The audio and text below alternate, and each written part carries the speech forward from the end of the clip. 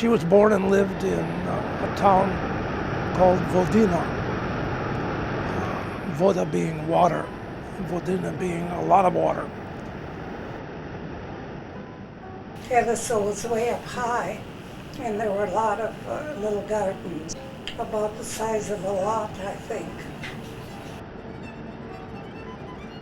I know how far she would go for anybody that she felt a love for.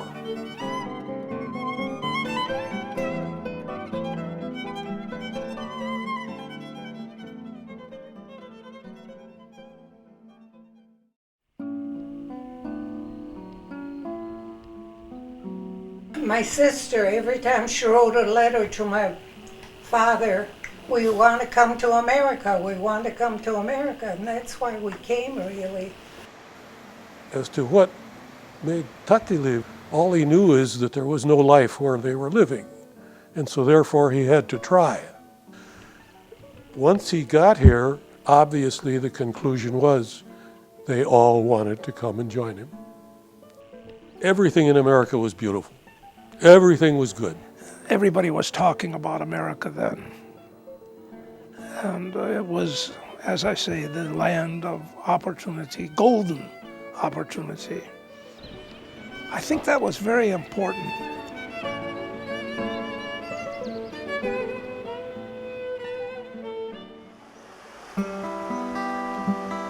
The families knew each other, so my grandmother talked to my mother's family.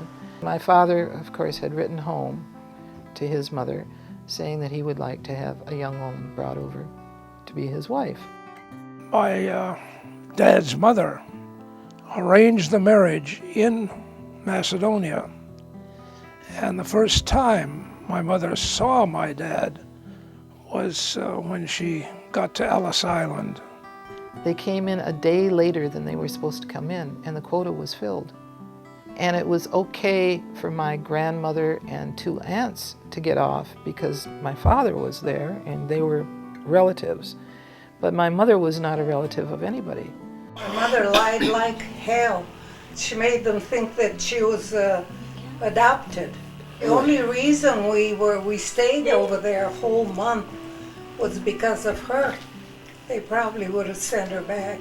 They were sending back a lot of them.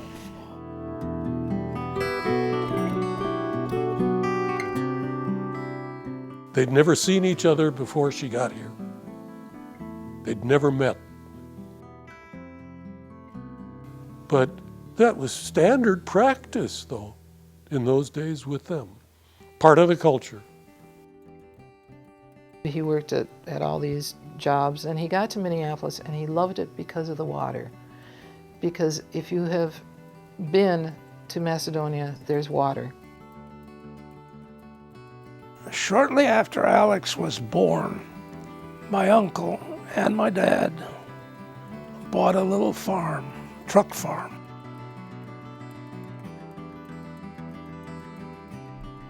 We're living in a little house that had sort of 3 bedrooms, well water, an outdoor toilet, no bathroom, a wood stove for cooking. Laundry was hand washing with a scrub board.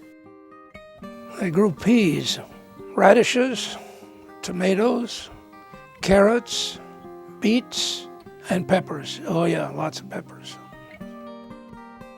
Maria and Gus, little Gus, is what they all called him. And they both worked their butt off. They were right next to where the farmers' market was. It was a good way to grow up.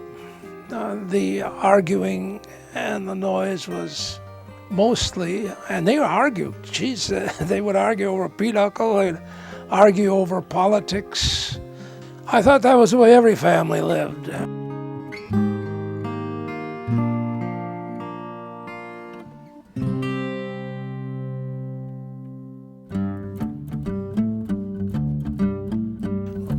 Well, my dad was a barber. He had a shop that was on 11th and Hennepin.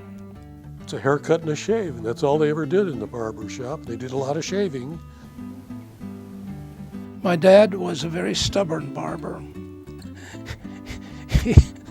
He was convinced that you should cut the hair short, up on the sideburns, because then you don't have to come back too often and spend your money. So he was at the barber shop for 12 or 14 hours a day because they were getting a shave and a haircut 2 bits. And you had to have a lot of customers come in, even in those days, with things not costing a lot. And this left a minimal of time between Tate and his kids. He bought AT&T whenever he could because he had learned that that was the best thing you could invest in. When we had the crash in 1929, and it was the only thing he kept. Well, the Depression had such a pronounced effect on all of the family. The sudden change from that little truck farm and the fact that we were so tight for money. The ice cream wagon would come, horse-drawn, and the ice cream cones were a nickel.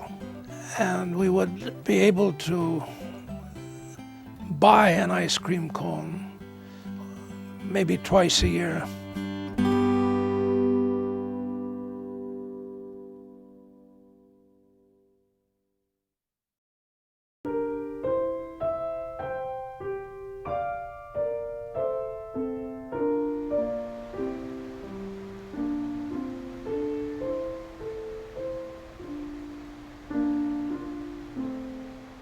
My mother was well liked. Not only was she hardworking, she was very bright and very gentle.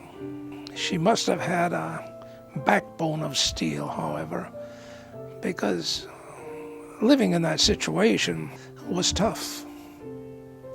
I would find her crying sometimes, and I never knew really why.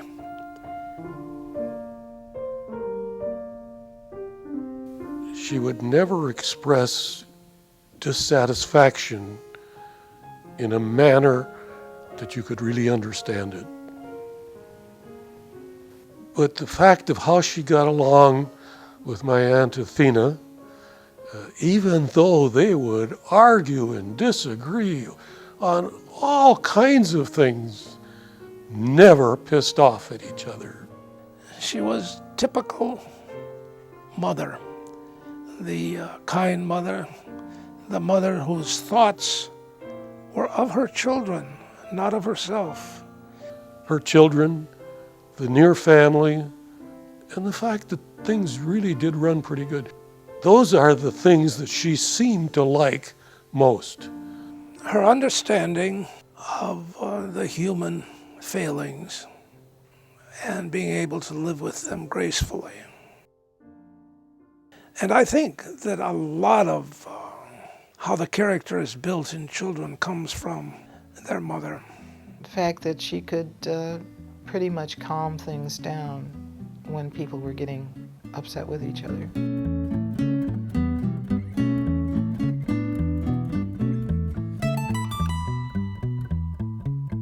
She was always there when I needed her, always. I never remember her putting herself first.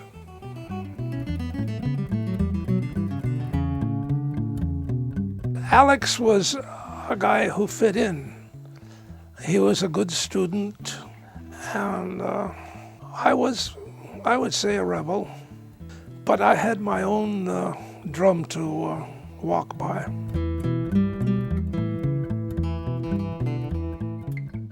I always thought of Greg as a creative one and a little bit manipulative. You know, he could get anybody to do anything. And I think of Alex as being incredibly stable and knowing what he wants and really being tolerant of what others want. One of the kids in my grade that kept trying to beat me up And I think it had to do with culture and so on. But I never thought of it, and he didn't get very far because Greg would always take care of him. When the draft was getting closer to me, I enlisted in the Marines. Alex was at school.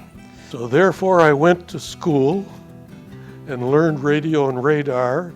And as we were finishing, the atom bomb went off. And I read about that and I said, oh hell, I ain't gonna see nothing. This is over. The war is over.